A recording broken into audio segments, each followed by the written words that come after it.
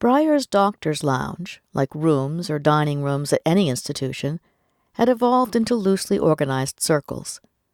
Senior physicians sat together, as did women, members of specific specialties, and, as in every organization, the malcontents had their place too. When Jacob entered the room at 8 a.m., he moved immediately to the senior physician's table with the men and women he'd worked with for many years. These physicians spent what little time they had available before the next time slot on their usually busy schedules. Sharon Brickman, the chief of cardiology, was a bulldog of a woman. She stood and pulled out the chair for Jacob. "Let me help you, Jacob. You're looking a bit frail to me." Jacob smiled and slipped his hand under his tweed jacket. "Then I better turn up my pacemaker a bit."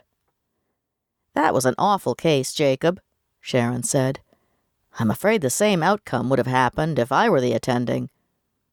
"Thanks, Sharon, but I'm not so sure," Jacob said. Arnie Roth was the chairman of the QA committee and a big Jacob supporter. "What are your plans, Jacob?" "I'm cutting back on hospitalized patients, at least for a while. Then we'll see." "Not having you around haunting the halls is going to be a problem for me and many others, I suspect," Arnie said. "When I get into trouble, I call 3 people, you or Warren for general medical problems, and Jack Burns for acute care." Jacob smiled. "Thanks, Arnie. But while I may not be haunting the halls, I'm only a phone call away." Just then, Warren Davidson, the chief of medicine, joined the table. "I'm surprised to see you, Jacob. You never had time for us before." "This is my new life of leisure, but I still run an office, and once in a while I may be coerced into seeing a hospitalized patient." "Well," Warren said, "I, for one, am grateful to have you still around. You, more than anyone on the staff, have kept us honest." "You're getting generous in your old age, Warren," Jacob said. "You weren't so kind when we found ourselves in conflict." "I can afford to be generous now that you've discovered the error of your ways." "Right," Jacob said. "I think it's time for a mental status examination on our chief of medicine." Warren suddenly became serious.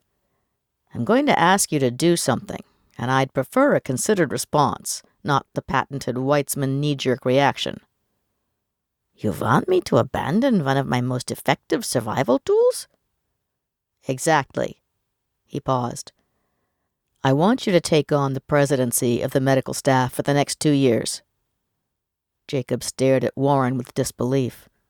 "Excuse me, but my hearing aid must be malfunctioning." "You don't wear a hearing aid, Jacob." Jacob stroked his beard. "I don't know where to start with that ill-considered suggestion. First, I can't guarantee that I'll be alive for the next 2 years. Then, you choose a time when my practice and competence is under question."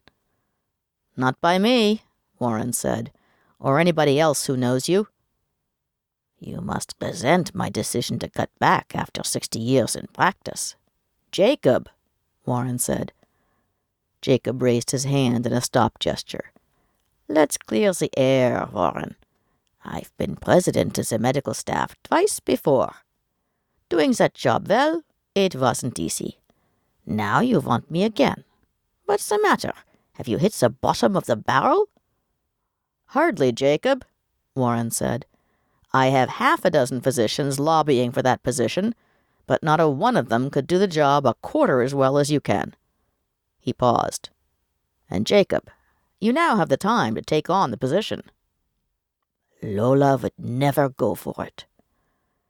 "That's about the weakest excuse I've ever heard from you, Jacob." Warren studied Jacob. "I'm not going to seduce you with compliments or try to guilt your sense of responsibility. Instead, I'm taking the low road. I'm appealing to your willful hard-headedness and the sense you know better than anyone else how a hospital and its physicians should work.